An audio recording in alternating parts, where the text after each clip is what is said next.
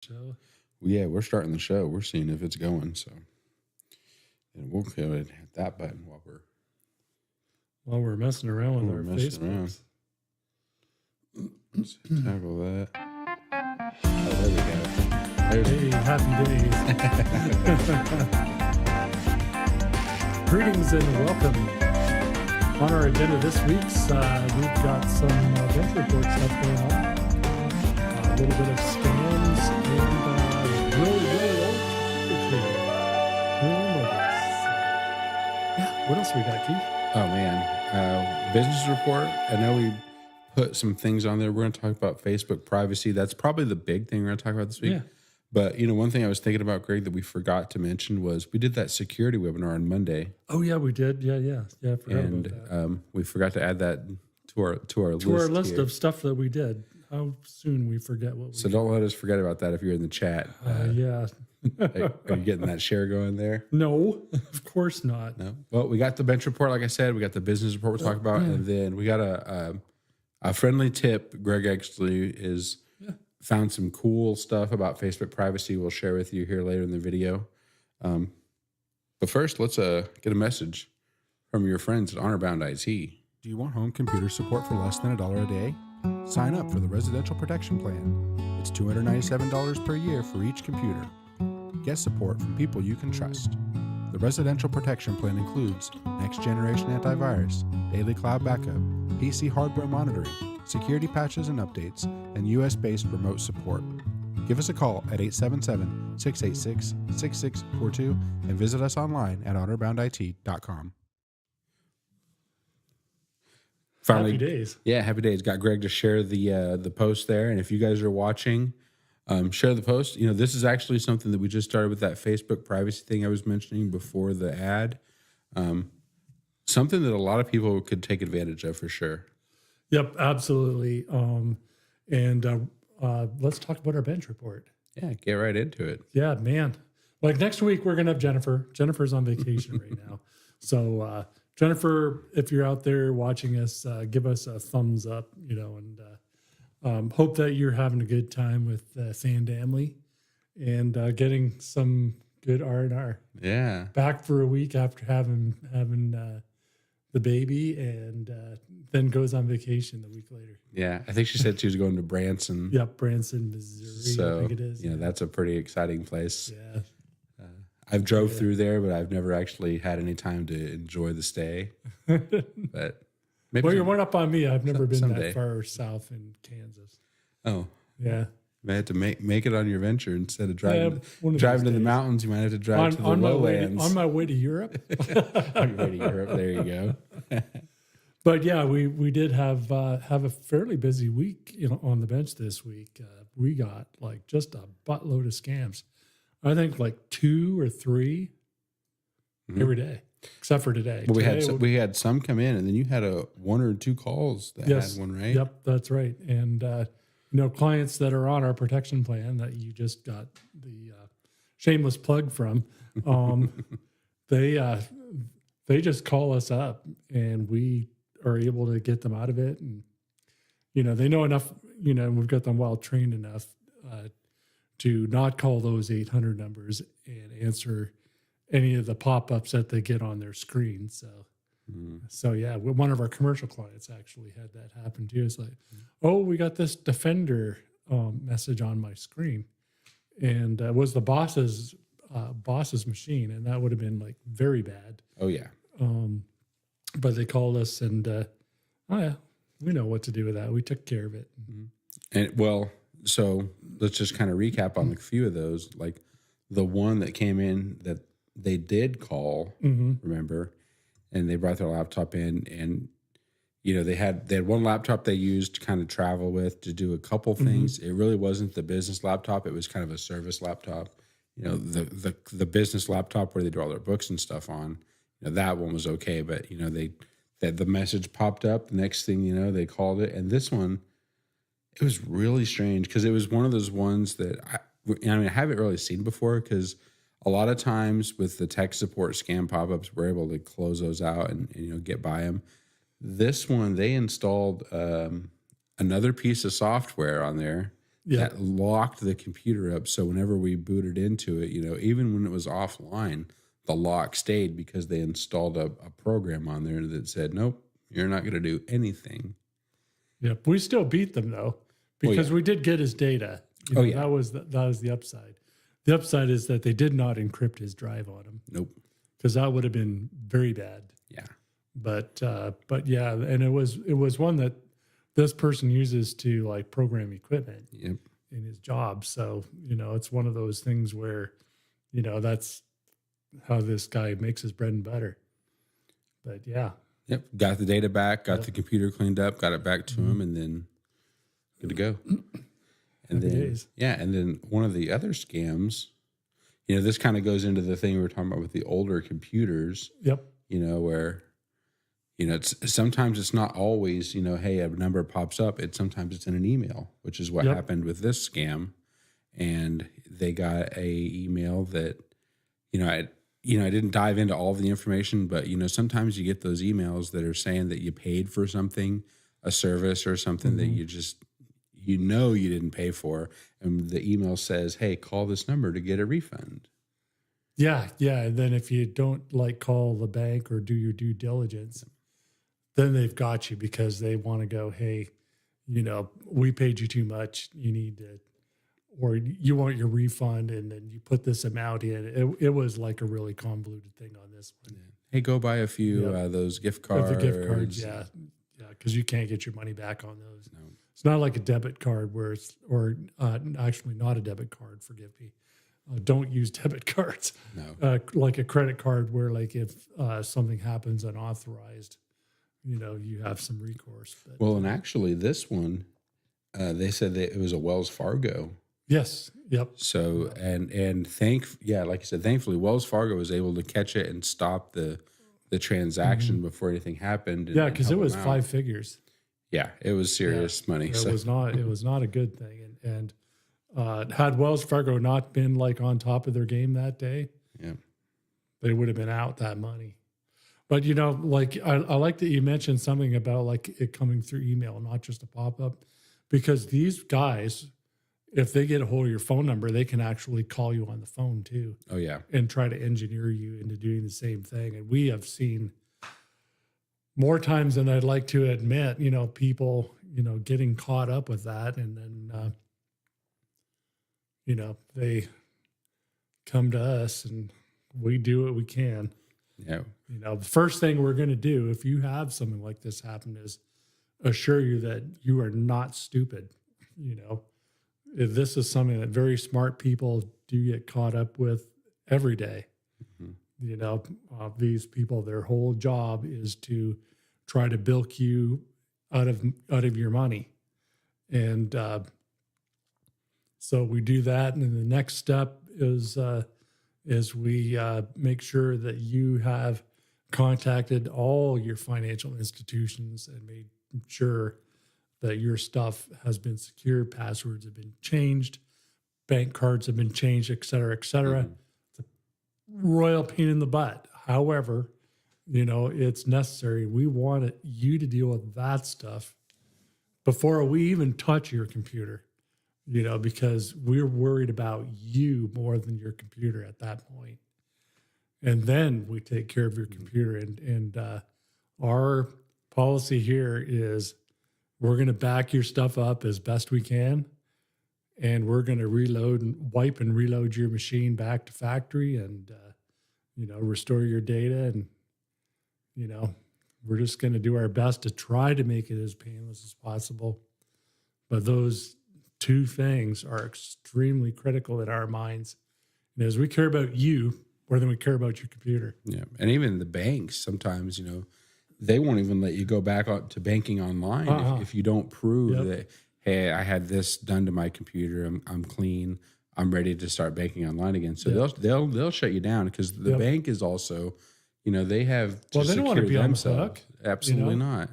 No. So, and we've had, because we've done this for several people, hey, I need to take, some documentation to the bank to show that, I did what I was supposed to do. So, we're happy to give you that if you come through us and need that service. So like Greg said, take care of yourself first. The computer stuff, we can do that. Stay offline and don't do anything until you get your computer fixed, or even your phone. I think they said that they got the email through their phone, so just take care and protect yourself and your devices.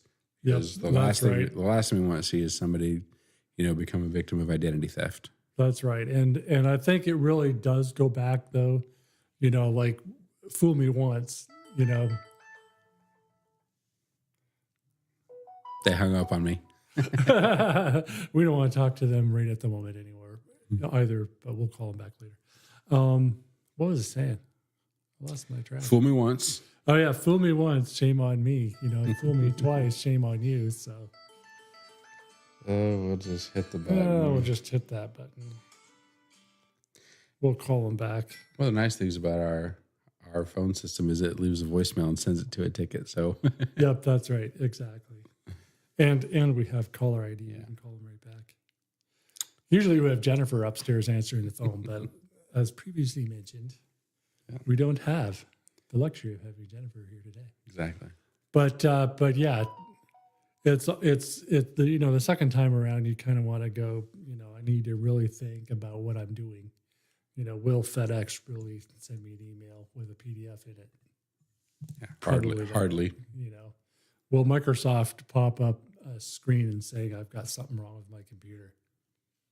They won't. They don't even want to hear from you. Nope. Yep. Take your money and run.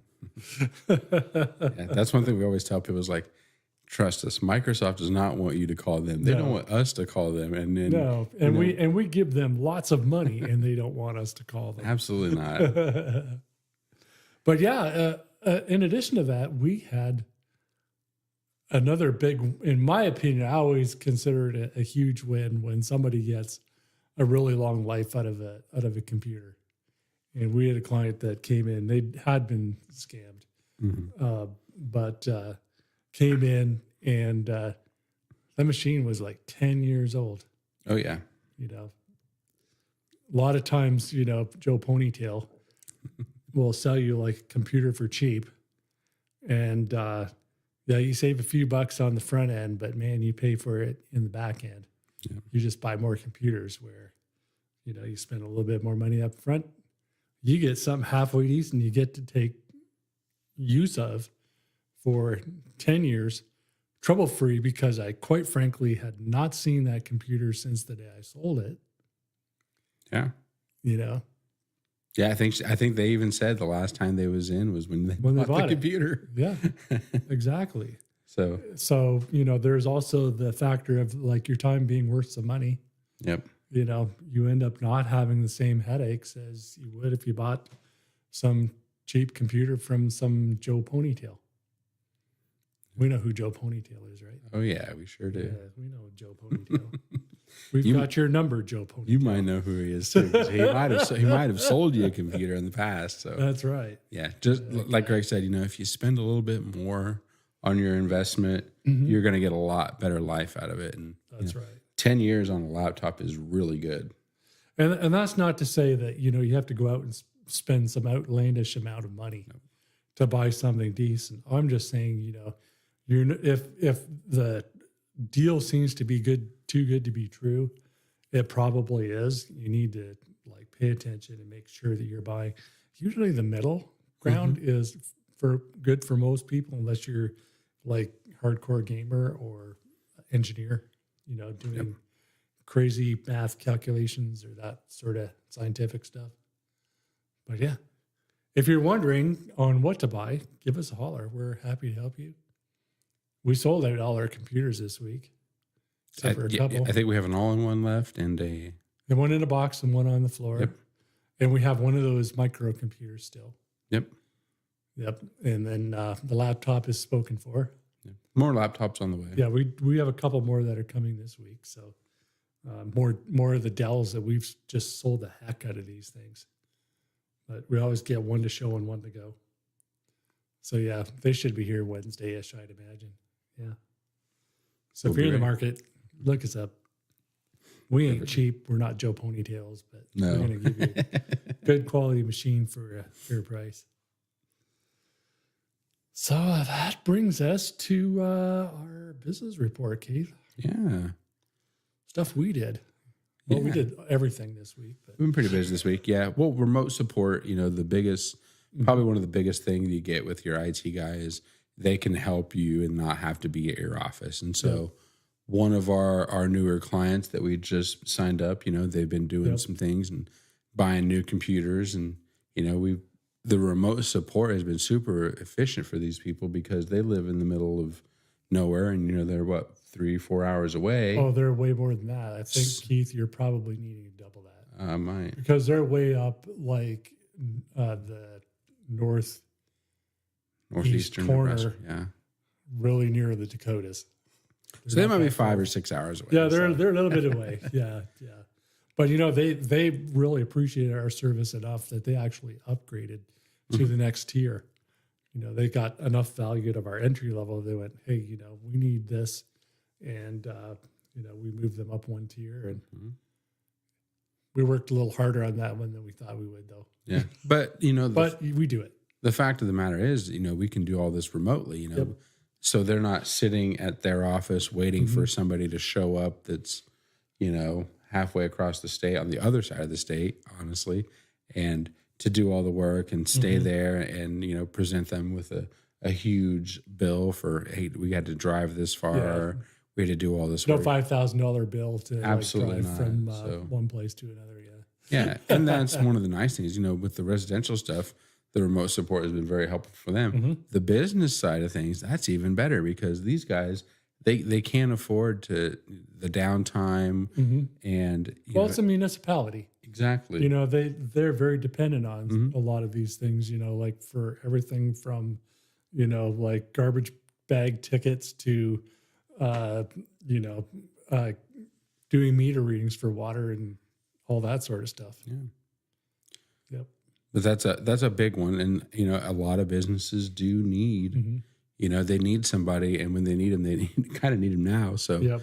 if you're a smaller business and you don't have an IT guy and you're spending all that time doing it yourself, you're not actually working on your business. And, actually that kind of reminds me of a person that had come in this week and, they had one computer and they were doing everything on this one computer. They had the printer they were making like, Oh my goodness, that computer was so overworked. yeah, they were doing a lot It of was stuff, tired.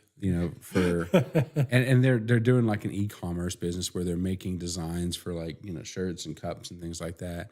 And they had, 3 printers hooked up to this. They had 3 external hard drives. They were doing a lot of things on one computer. And couldn't be down for like 5 minutes was No. like a big deal. Well, and then they were doing stuff, after work on their computers. So, Yeah. they couldn't afford to give their computer up for even a day. They were just like, I can't do it. And so, thinking about that, hey, maybe you need a second computer, or maybe you need somebody that can manage your IT while you focus on, your business and, you're doing, online schooling whatever after stuff, hours. So, Yep, exactly. the remote support is really helpful for that. And, if you are overworking one computer and things just aren't working right, maybe you need to reach out to somebody that does this every day.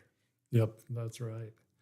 And then pursuant to other things that we did, we don't typically do a lot of like product evaluation lately because you have a choice of either working or doing, listening to every salesperson that calls on the phone. Yeah. And Keith, I got to hand it to you. You're like a professional phone screener. We don't screen out customers, but we sure screen out salespeople. Yeah. I mean, you have to for your own sanity, but yeah, we found a couple things that are going to help us out a little bit. We are evaluating like a second way of providing cloud services to our commercial clients. We've been doing a lot of conversions of accountants from on-premise, like where they have servers and all this stuff, really expensive hardware on site that they have to keep replacing all the time, and moving it to, rented computer power, memory storage, all that stuff, so that they have one flat fee. Yeah. And so we found a company that's going to help us do a little bit more flat fee, because some of the ones that we've been dealing with had a little bit of fluctuation every month, and that made things a little bit difficult to bill, because it's confusing for us, confusing for our customer. And then we also found another resource that works as inspiration for us to provide you with good and timely information about the things that, well, it's basically like they're writers, right? Content writers. We could either spend you could spend your life writing content if you wanted to, but we do want to work with our clients. Well, and these people, they're not just content creators, they also work in the industry. So they're at the ground level, seeing the stuff that they know what the end users care about and what they want to learn.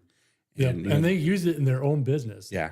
So it's all vetted, they make sure that, it's like relevant to the stuff that you want. And the thing that sold me was that, like, all the tips and tricks that they had were that, they have in their content library are end user related. It's not like gigabytes this, gigabyte that, and crazy, terms that nobody understands. It's all stuff that people are very interested in. It's stuff that they run into every day.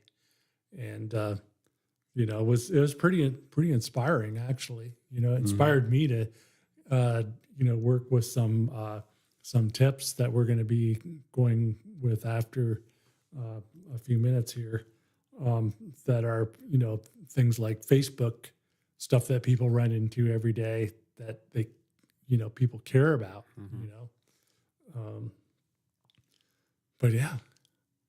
What else did we have happen this week? We had some pretty cool stuff happen this week. Our front door was like, the carpet was a little bit to be desired, right? Yeah. Well, if you've been to the shop recently, there was some tears in the carpet. And how old did you say that carpet was? Oh, gods, it was like at least 20 years. It didn't owe me any money, honestly. It didn't owe me any money. As much traffic as you get, and it's just a little entry rug, but, in and out and in and out, over the years, that just adds up. And it's thin carpet that goes over the concrete. It just wears out over time. Yep. And I think, I was tired. I was afraid people were going to trip over the thread. So time to get it replaced. And Samway actually sent out a couple of people to install the carpet.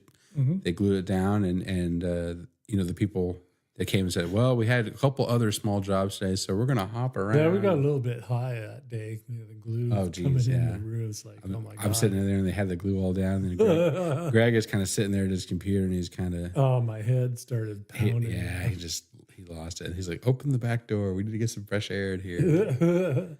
But you couldn't smell like the glue, but you could... But it was the fume. The fume was there. Now, if you went up to the front door, you could smell it. Yeah, industrial strength adhesive. Yeah, so it's that carpet is not moving anytime soon. Oh no, it was about let's give them a shout out the same way. Thank you for doing that, coming out. I know it was these contractors and installers are busy, so making time to get to us, we do appreciate that, and keeping the safety of our customers in mind, because we do have people that are older and maybe don't walk as well, and or maybe have something to help them walk, and just to make sure that they can get in and out safely is very important for us. That's right, because our entryway is not ideal anyways. No, just by virtue of like being like 100 and some odd years old. The building, and the side, like the street having changed levels probably a dozen times in the life of this building. So yeah, thanks, Amway. We appreciate you. And yeah. So now comes the time for our first in a series of Facebook security and privacy tips. There we go. Enjoy. Have you ever wondered why a friend that you already have on Facebook is asking you to be their friend again? Have you ever been a victim of a Facebook hack. There's one easy way that you can protect yourself. Stay tuned and we're going to show you the setting that you need to change. The first thing you're going to do when you open Facebook is to go up to your profile pic and click on it.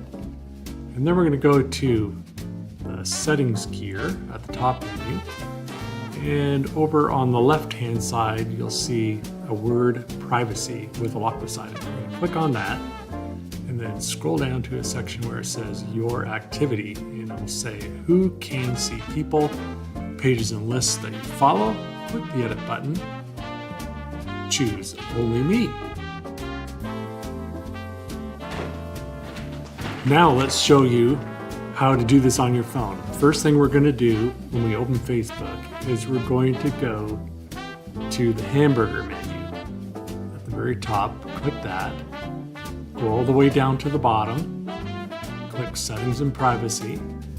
And then the settings, it's the first thing on the list. Then you're going to go down to where it says Audience and Visibility and click the Followers and Public Content. Scroll down just a little bit where it says who can see people, pages, and lists you follow. Hit the little arrow button, go down the bottom, hit Show More, and choose Only Me. The bad guys know that your friends and family trust pretty much anything that'll come from you, so they're going to clone your account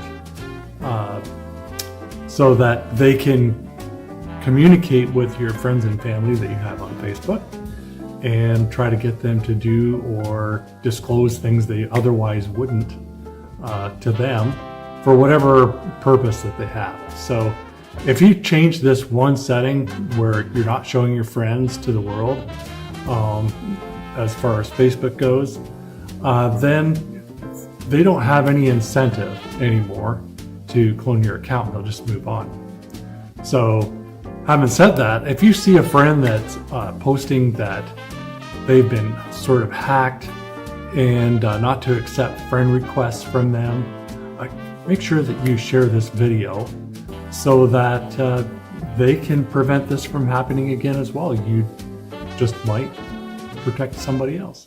So just hope this helps, and there's more Facebook security and privacy tips coming soon. Do you want home computer support for less than $1 a day? No, wrong one. That's fine. All right. Well, I guess it's already 4:30, dude. Yeah. You know, Greg, that How'd that Facebook privacy tip, I think we should share that, outside of the video just in case. So I'm people going to can share see that as a separate video. Perfect. And then I'm also going to post it on our YouTube channel. Oh, great job. Because I think that'd be a good place for it to go. We want to touch as many people as we can with that. Because it's a really simple setting to put in place, but really important. We're going to have like way more tips than this. What I have like half a dozen. Oh yeah. That I've already put together. And then we'll have another series on how to make it so Facebook doesn't know quite so much about you. Yeah. So yeah, pretty exciting stuff. And it's about time for us to skedaddle. Dance our way out. It's the weekend. It's Friday. It's Friday. You're a lousy charity dancer, brother. I had to push the button. So I had to get Press the button. Yeah, excuses. So happy Friday, everybody. We hope that you have an awesome weekend. There's Bash on the Hills this week. I'm too busy to do that. I've got stuff going on, but Chamber of Commerce is putting Bash on the Hills. Hopefully it doesn't rain on them. And then you're going to go camping for Red Little Lake. I can't remember the name of the specific lake, but they're having actually a fishing tournament as well. Oh, are you going to be fishing? I'm not fishing. My aunt and uncle are doing a fishing tournament. All right. We're out there camping with them, and we'll cheer them on. And so from the sidelines. Quit clapping, and scaring the fish away. Oh, go! Yeah. No, I think we know who's going to lose the fishing derby now. Rocks in too. Throw it out, There you go. All right. See you guys next time. See ya. Have an awesome weekend.